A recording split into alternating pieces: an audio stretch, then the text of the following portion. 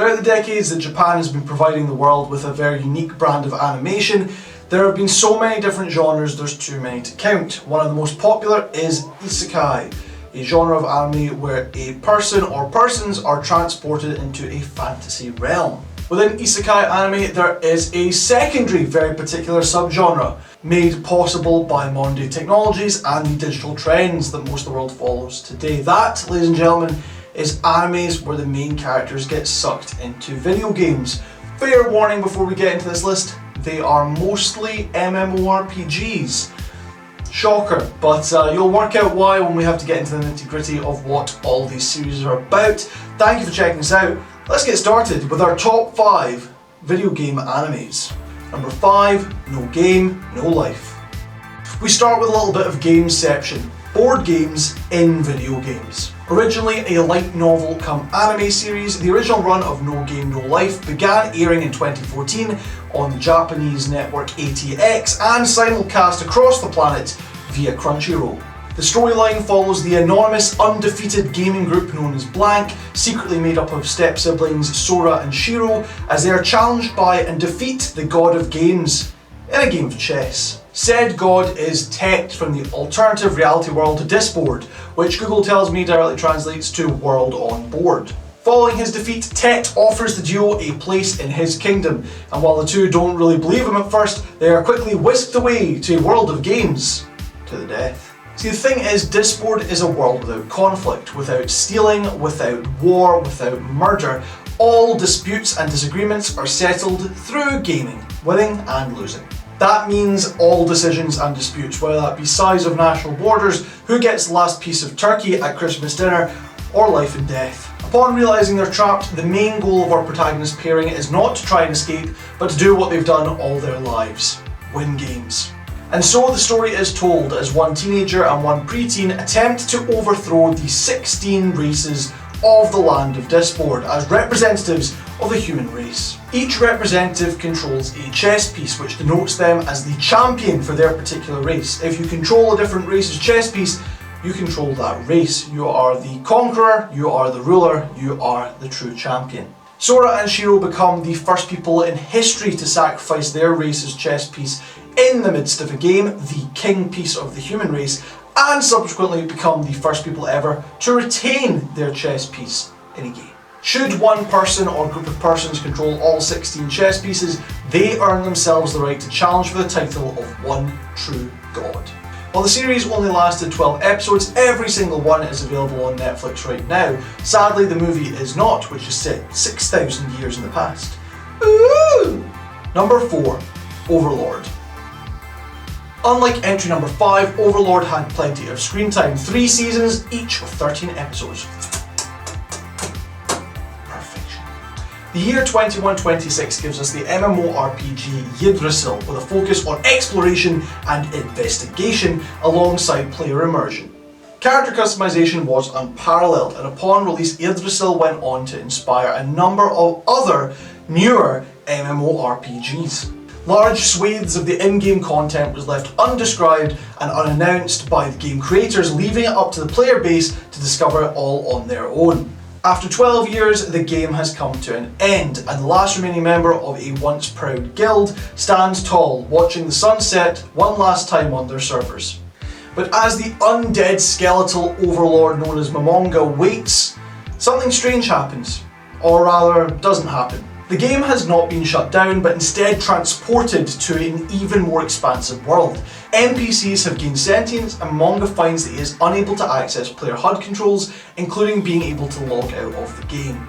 Now the Lost Soul changes his name to Angel Gao, the name of his once mighty guild, his once mighty clan, and travels the world trying to find other gamers that are potentially lost in the game. Although he does do so as a jaded, battle-hardened warrior who sees this world as one without consequences, while also holding within him ungodly levels of power. He is the protector of Nazarick, the land from whence he came, and the almighty of the 41 supreme beings. God, this is nerdy. It's so good.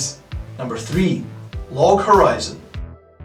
See, this is why I never update operating systems. Log Horizon sees 30,000 Japanese gamers transported into their favourite MMORPG. Get with it, Elder Tale. When the latest update goes through while all these players are still active, they are trapped forever in a world of fantasy. We as viewers follow the trio of Shirao, Naotsugu and Akatsugi. Shiro, the leader of the guild known as Log Horizon, they said the name of the thing in the thing, I love it when that happens, was once a shy, shut-in veteran gamer. Now he is a battle-hardened warrior, leading his friends and newfound allies against the various monsters that inhabit Thelsdia. Thelsdia, the land in which they find themselves, is a scaled-down version of a once powerful Earth. Legend says that gods took the Earth post-apocalypse and shrunk it down as a punishment to the humans, while also providing them with magical powers. Throughout the world they can find the destroyed historic monuments of civilizations long past. Outside the world that they find themselves in, the game of Elder Tale is controlled all across the world via different servers, in different countries, controlled by different companies, each with their own standards, with their own special events, with their own limited time characters, and much, much more, each controlled, as I say, by separate companies. While fans await the 4th season of the show, the COVID-19 pandemic ultimately delayed the release of Season 3, and as such, there is no release date for Season 4 forthcoming. Number 2. Sword Art Online. Sword Art Online might be the most well-known series on this list, and truth be told, the only one that Sam has seen, but I promise that's all about to change. These all sound amazing. Akihiko Kayaba has released the much-anticipated massive multiplayer online role-playing game known as Sword Art Online, alongside the Nerve Gear headset that accompanies the game, allowing for a full 5-sensory immersion for players. Stop me when you notice a pattern, but on the game's launch date, November 6, 2022, 10,000 gamers log on, finding themselves unable to log out again.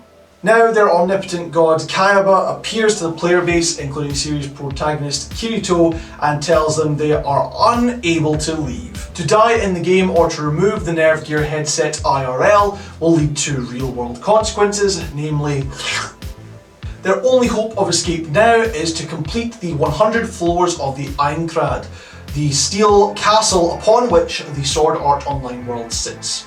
Kirito will attempt to use his advanced knowledge of the game to protect every single living player in-game. Why does he have advanced knowledge? Well, he was one of 1,000 beta testers that tested the game prior to release, and he couldn't find like a lock switch somewhere. I don't know, man, just, think harder next time. Love, loss and desperation becomes the mantra of Kirito's life, even after he leaves the game.